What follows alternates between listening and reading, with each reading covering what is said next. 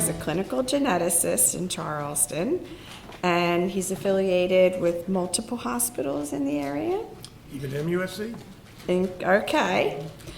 He received his medical degree from MUSC College of Medicine and has been in practice for more than 20 years. Good enough. Okay. Thank you. Welcome. It's fun to come back. I walked on this campus in 1974. There was nothing here. This was a parking lot. This was called G-Lot, for those who can remember.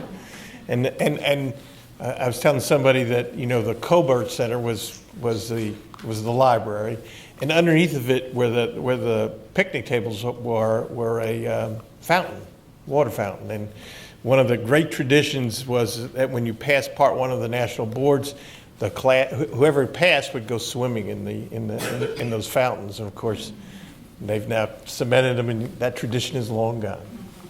So tonight, what I thought I would do is really talk about how sort of the diagnostic journey. And it's a journey both for the patient and for the physicians. And what I hope to show you today is both sides of the story. Because I think it's really interesting about how we got to the diagnostic process and the frustrations that we in the medicine field have, as well as you, the patients. How many of you all have a diagnosis of EDS? So that's quite a few of you. So hopefully you'll relate to this. One of the things that I feel very blessed about is that I learn lots from my patients. So I hope that you will also teach me something tonight, as I'll probably learn more from you than you will from me. So let's start with the journey. Of course, if I can figure out how to do this. Well, this is an old disease. It was first reported in 400 BCE. And it was in a book called, or a treatise called Air, Water, and Places. And there were these nomads and other individuals who've had what were with true hypermobility and lots of scarring. Now, the scarring was from trying to treat that hypermobility. It wasn't very good. That medicine wasn't back really good. And over the years, as science became much more adept at writing things, probably the first real discussion about it is this doctor. He's a Russian. I cannot pronounce his name. I will not butcher his name. And really, this is really what Ehlers-Danlos probably should be called, because he wrote the first report in 1892, and he presented a couple of patients in Moscow at a dermatology convention. It's really interesting that most of the people who first reported on this were based on the skin lesions. So most of the early reports are come out of the dermatology world. And what he had was a 17-year-old patient with epilepsy, and I don't know what, why that existed, but had fragility and hyperelasticity of the skin, failure to hold sutures, and he also had hypermobility, luxation of joints, and some other skin lesions that we see in Ehlers-Danlos. So, I'll give credit for anyone who can pronounce that. I surely won't bother to try. So probably that's the first real account of Ehlers-Danlos.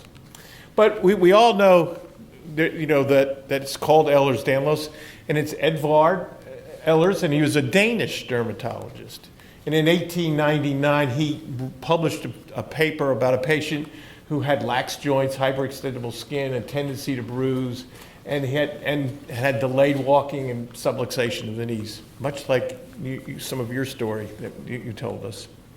And in 1901, he called it a specific entity. He didn't name it, but he said this.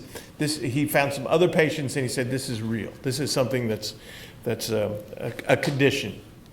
Well, followed by Henri Danlos, and he was a French dermatologist. See, dermatologist seems to be done. And in 1908, he suggested that they had a group of patients that had skin elasticity, fragility, and he thought that that was the cardinal feature of this syndrome, besides the hyperlax joints and hypermobile joints. So those are the two people that I guess this man thought were the first writers. And this is a guy named Weber, Dr. Frederick Parkes Weber, and he's an English dermatologist. In 1936, he wrote a whole treatise about it, had a whole collection of patients, and again, with skin hyperextensibility, fragility, joint lax, and he's the first one to call it Ehlers-Danlos syndrome. So I guess he couldn't pronounce that Russian name either, because I surely couldn't. And so this is, in 1936 is where we see the first term called Ehlers-Danlos syndrome. Well, really, in those days, we only knew of one Ehlers-Danlos, and that was the classic Ehlers-Danlos. That, these are the, as I always like to say, the politically incorrect people today, the circus sideshow people. Somebody called Rubber Band Man, or, the Elastic Lady. The Rubber Band Man could take his arms, hold his hands behind his back, dislocate his shoulders, and bring them over. Or, as in this picture, literally make a mask with his skin from his chest. Or this lady can pull her other things. People who could really twist and turn, and they were put in the circus sideshow. That's how they made a living, and that's where many genetic disorders were found and written about. It is a classic case of finding really interesting genetic problems because they're different. And I can name a million of them, but that's for another lecture. But as the kind of the medical establishment really started looking at it, they realized that there was probably a little bit more than just the classic. And in 1970, you've heard the word Beighton. Peter Beighton started the first classification. He was followed by 1972 by Victor McCusick. And then in 1988, we had the first proposed group of Ehlers-Danlos diseases. And that, it's a busy slide, but basically here are the types that people talked about. The classic type, the gravis, the mitis, the hypermobile type, hypermobile, the type, and the vascular, the dermatology, the X-linked, all of those were delineated in the 70s and 80s. And that's really the start of the classic look at Ehlers-Danlos. And along with that, we also started realizing that they were inherited and giving the inherited patterns for all those different disorders. So that's the progression. We identify things, we collect enough families to say, okay, what is the inheritance pattern of it? And then ultimately we get to genetic testing. Well, again, I don't think I'm telling anyone anything that they don't know. This is a really large group of disorders, connective tissue in origin. And it's characterized by abnormal collagen synthesis. It affects the skins, the ligaments, the joints, blood vessels, and other organs. It's a multi-system defect. And that's really important. And really important for us to understand that almost every tissue has connective tissue, but there is great variability of expression. So certain ones affect certain tissues more than others, and even within the same condition, there can be great variability. And the general rule of thumb is when you have somebody with joint lax, soft skins, and easy bruisability, think about hypermobile EDS, because it's the most common. And so that's really important to understand that it is the most common. And since that time, we've got 13 different types, a little bit more specific in terms of what we see. I would say that one of the problems that I have in terms of genetic testing is that the insurance companies only want to worry about the vascular EDS. And they don't quite understand that you need to rule out everything else before you can do a diagnosis of the hypermobile. But those are some of the penance we have to pay in terms of trying to convince people about the differences of EDS. And as you can see, there are all kinds of interesting different kinds of things. I always like the periodontal one. I don't know if you noticed on my few degrees, I started out as a dentist way back when, and as my wife would say, I'm overeducated and underpaid, but that's a whole nother story to say. So there is all of these different types, but the most common is the hypermobile EDS. So how do we do the diagnosis? I think that's the crux of it. Well, the crux of it is, I'd just say it's not easy. We have suspicion, and we have some critical, or I should say, clinical criteria that we're supposed to use. And that clinical criteria is this from 2017. And I'd like to take a few moments to go through each of this a little bit to give you some understanding of where it's come from, the good, the bad, and the ugly about it. So the very first thing is the Beighton score. And it's supposed to look for general joint hypermobility. And as most of you know, it's there's 9 potential points, and depending on your age and some other little factors, you could be a 4 or 5 or above 5. You're considered hypermobile. And if we look at it, let me go give a little bit of history for those. One of my favorite things is to understand the history of how we got places here. So this is Peter Beighton. He's British. He was a medical geneticist. His life work was in inherited disorders of the skeleton and connective tissues. And interestingly, he did his fellowship at Johns Hopkins with Victor McKusick. And for those who don't know, Victor McKusick is probably the father of medical genetics. It's a fascinating story. Victor was a cardiologist. He had the definitive book on heart sounds. Most cardiologists don't use a stethoscope anymore because they do an echo to find out all the various valves and leakages and everything else. But in the old days, before echoes, you'd listen to a stethoscope. He was the man, Victor McKusick. But he kept on finding these patients, these real tall patients who had some major vascular problems, and it turned out to be Marfan syndrome. And so he really started looking at connective tissue disorders, and then he got into EDS through that. And Dr. Beighton was also fascinated when he did his fellowship with this connective tissue and EDS. So he's most famous for the Beighton hypermobility score. Well, how did the Beighton hypermobility score really come about? Well, it's really not his. It started out by Carter and Wilkinson in 1964, and it was supposed to be used to determine in congenital hip dislocation whether you had general hypermobility.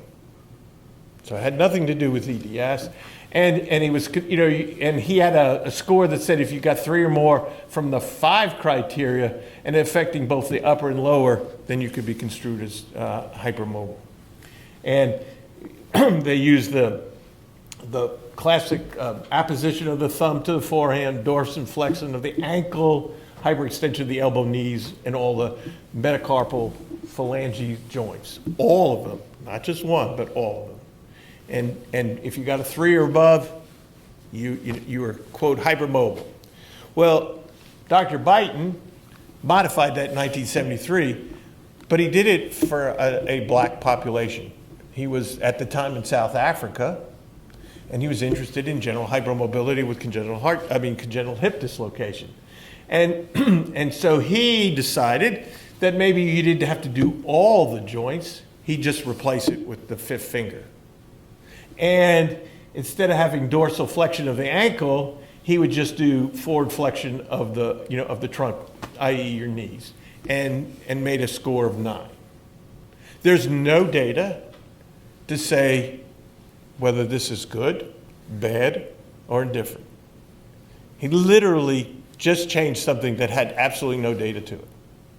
So we use a scale for hypermobility that has never really been researched totally.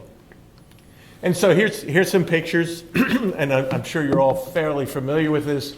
the apposition of the thumb, the fifth finger above 90 degrees, the hyperextension of the elbow and knees, and palms on the floor. C over here is the dorsal flexion of the original dorsal flexion of the ankle, and again, various degrees about these particular joints. So, but really, what is the problem? It's a screening tool, first of all, and it has no scientific basis for it, and there is no scientific basis for the joints that we've chosen, and so how does it reflect other joints? And this is part of the diagnostic process. Let's say you're not very hypermobile in your fingers. What about your shoulders? What about your hips? What about, a million, not a million, but other joints we don't even look at? The reason that we continue to use the Biden hypermobility score, it requires no equipment and it's fast. That's it. Those are the two requirements, which to me kind of it's not really all that great. So here is really the crux of the matter. It's a small number of joints, and if you're outside that, if you have joints outside that, you're going to be overlooked. So are we missing people?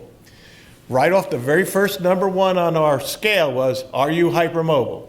If you don't meet the Biden 4 or 5 or 6 or whatever number you choose, you can't have hypermobile EDS, and you really could be hypermobile.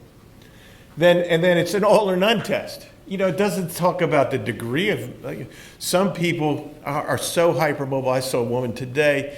Her fingers were as loose as I've ever seen anybody. She could literally make her fingers go like into pretzels. I mean, unbelievable. I hadn't seen that in a long time.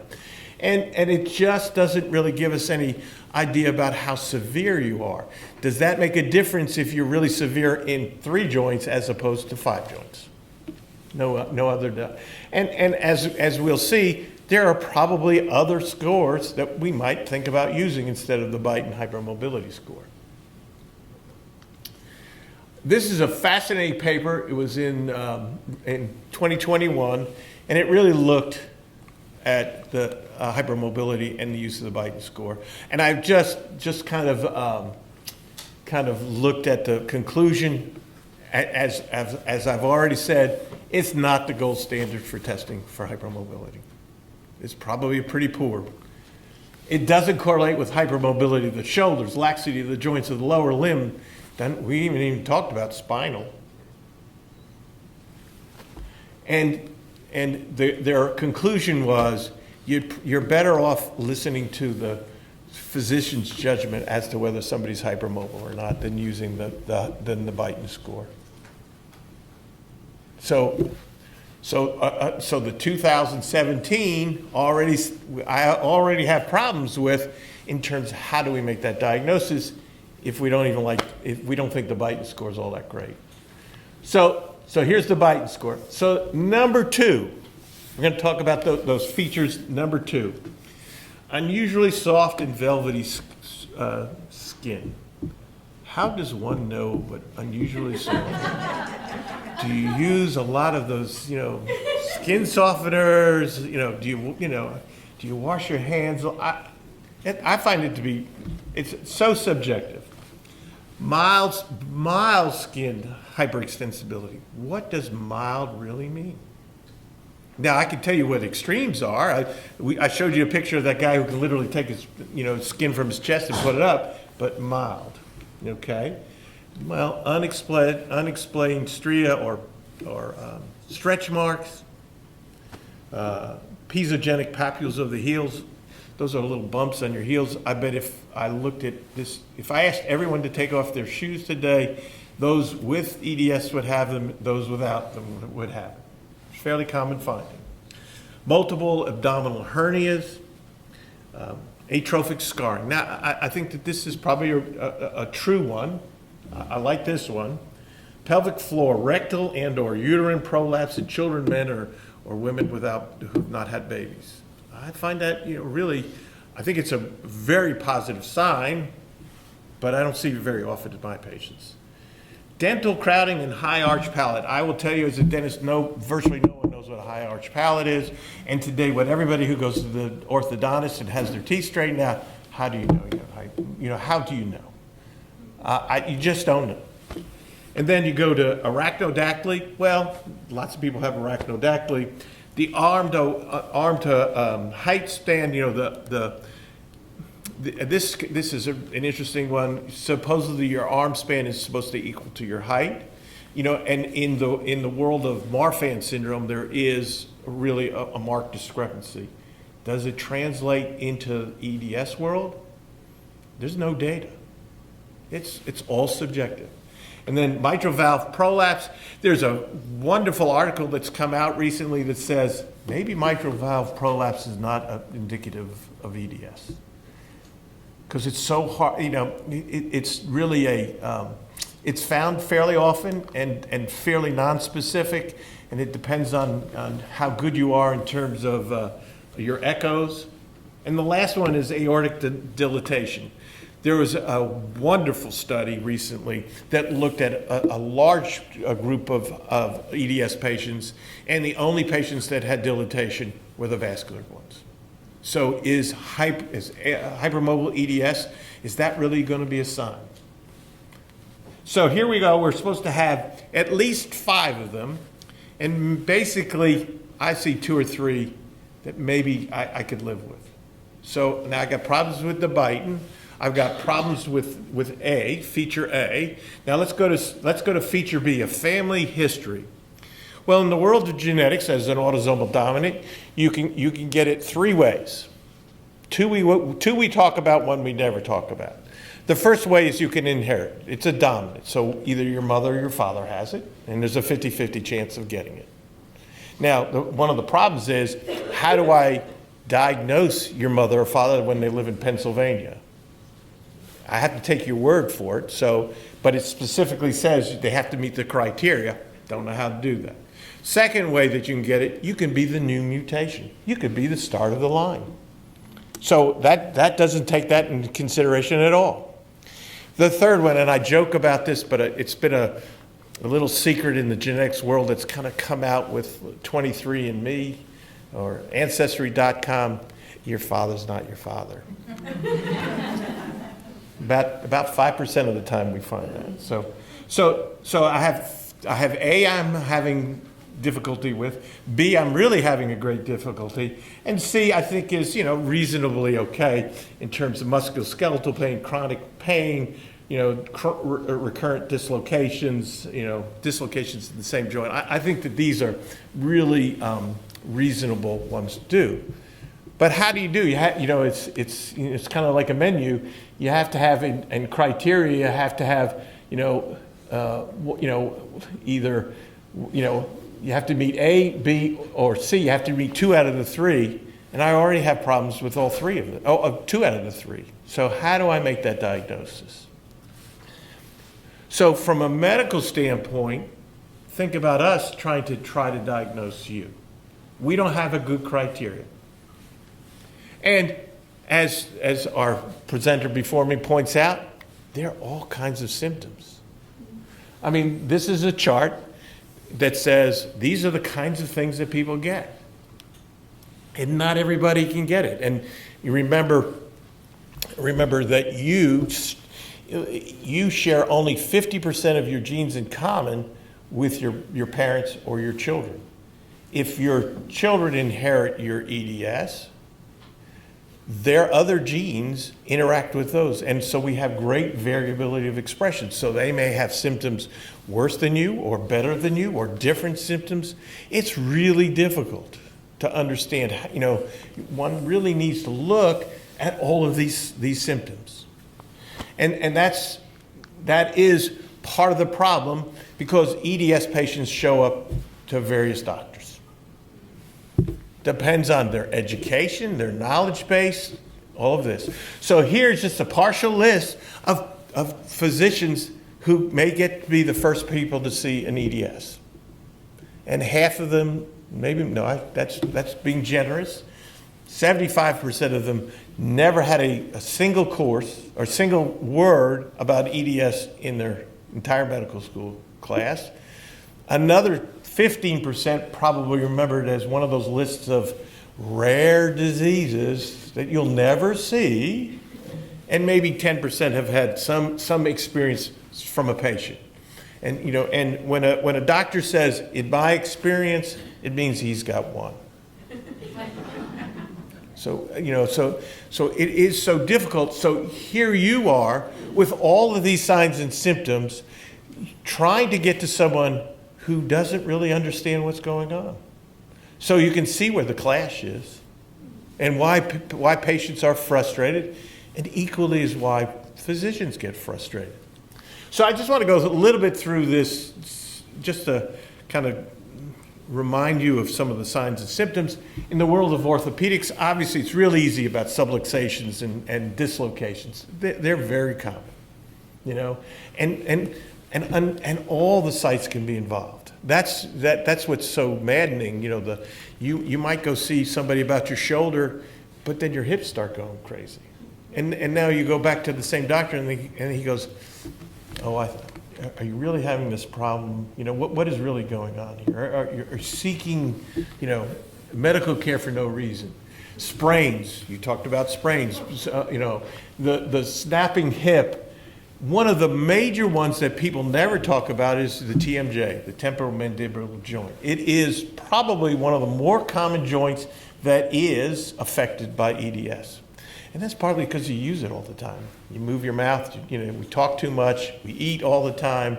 We're really, it's hard to rest that joint. So, should this be one of those criteria instead of some of the other things that we've looked at? And then clearly, as I always say to people, the reality is that the most important thing that you can do immediately is quit showing people how hypermobile you are, how loosey-goosey you are. And the reality is that you can injure, even though you may not have dislocations or subluxations, you're still causing pain. And what we see in very young people, unfortunately, is some arthritis changes, and ultimately the possibility of having joint replacement. And for those who don't know, joint replacements are great, but they only last 10 to 12 years. So if you're a 30-year-old, you do not want a joint replacement, because you're in a cycle every 10 to 12 years to get another joint.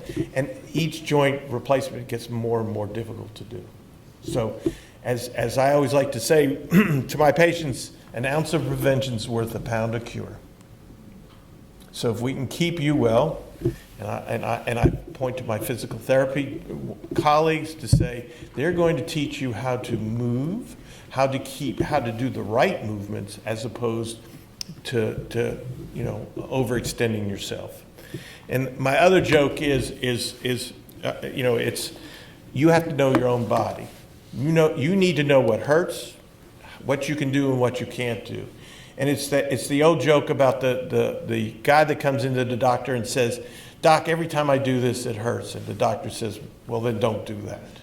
And that's really what you got to do in EDS. You've got to understand your own body to understand what you can do and what you can't do. So that's just some of the orthopedics. The big one is pain management. People come,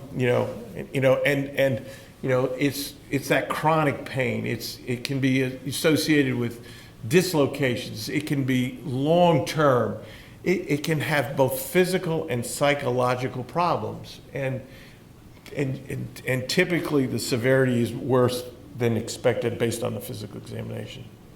So people that have this and have tremendous amount of pain sometimes are not recognized by our physician colleagues as truly pain patients. Are you drug seeking? Are you looking for drugs? Are you, do you have, and there's a whole group of things that we see all the time. Chronic pain syndrome, fibromyalgia, a whole bunch of euphemisms for this problem that's associated with EDS. And you know, there are at least 3 different types of pain associated with EDS, and I won't read all of this, but there's muscular, there's neuropathic, and there's arthritis, arthritis. And each one's different, and individuals with EDS can have 1, 2, or all 3, depending on what joints and what's going on with them. So it's really important, and again, this is what I'm hoping the chip will do is to get us some of the, you know, some true experts that people can rely on, that understand more about the disease than just treating the symptoms. And that's really my hope for what Chip's trying to do in terms of a clinic here. You know, psychiatry, you know, people get, you know, when you have chronic pain, you can be depressed. You can have affective disorder. And you know, it's a vicious cycle. The more you have pain, the worse your depression can get. It can be a downward spiral. And of course, lots of doctors don't understand EDS, so they feel like you're not to be believed. So now the patients say, I'm not being believed, I'm misunderstood, I'm being marginalized, I'm all alone with what I've done. And again, what does that do? It creates resentment, hostility between the doctor and the patient. And again, it's so difficult to manage patients when you don't have a good relationship with those patients. So ultimately, we have to figure out a way to educate our physicians as well as our patients about how to talk about this pain, how to really get this out to our medical colleagues. Again, if you remember back to the original criteria from 2007, they say nothing about GI. And GI symptoms are really common. 67% of the people have bowel problems. Chronic diarrhea, chronic constipation, alternating diarrhea and constipation. They have motility problems.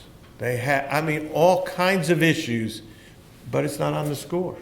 Not even thought about. You know, irritable bowel syndrome. How do we again get people to understand that this is a multi-system disorder? You know, is MCATs, you know, is mast cell activation syndrome, where are mast cells in the GI tract? Is that associated with this? Again, no recognition in our world, and no recognition in our physician colleagues to think about these kind of chronic problems, to look to see what else might be going on. Cardiology. I have to tell a story. I have a son who's a cardiologist. We had a discussion about EDS, and we had a discussion about POTS.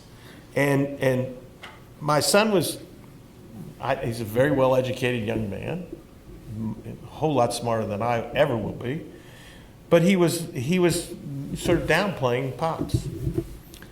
And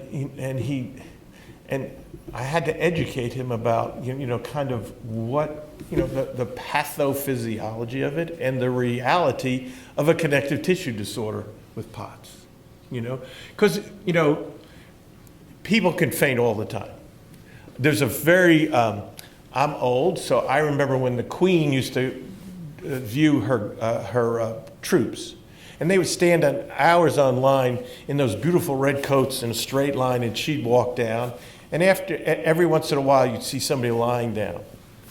And what happens is that they pooled their blood in their feet, and your brain says, I need oxygen, and the best way for me to get oxygen is to make you flat.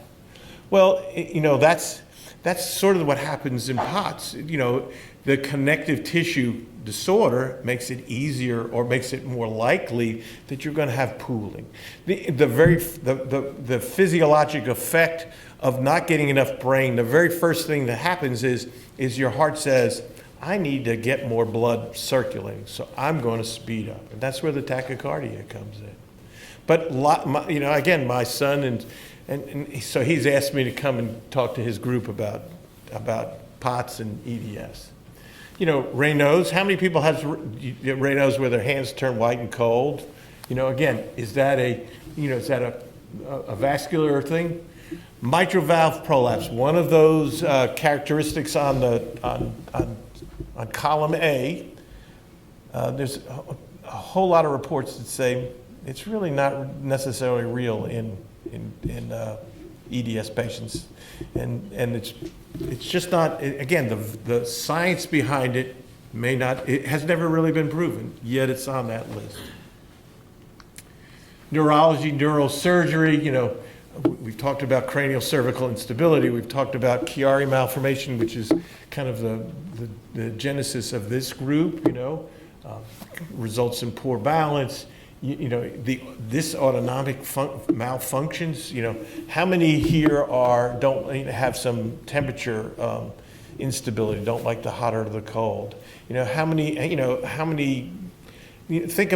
always think about the autonomic nervous system as our second nervous system. Our first one is our voluntary one. I want to move my hand, I can move my hand. But I don't think about my heart beating. I don't think about my breathing. I don't think about digestion. All of those things happen in EDS. And those are autonomic dysfunctions we don't necessarily think of. And in the medical field, we don't necessarily put two and two together. Dermatology, again, as I said, this is where it really started. This is on the easier spectrum. You know, the hypermobile skin. I don't know what mild is, but I can surely say that that's not mild. You know, you can see the cigarette paper scarring. You can see stretch marks, and those are the pisogenic papules on your heel. You know. Again, those may be the easiest of things to look for in hypermobile EDS or in all the EDSs.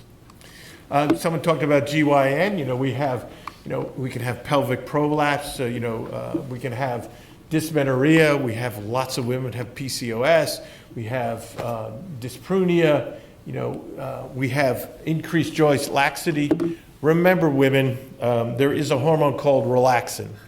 Relaxin is a hormone that's produced primarily to get the baby out, loosen up the pelvis so you can get the baby out and have a baby. And it relaxes the joints and connective tissue. But it also occurs when you're during your menstrual cycle.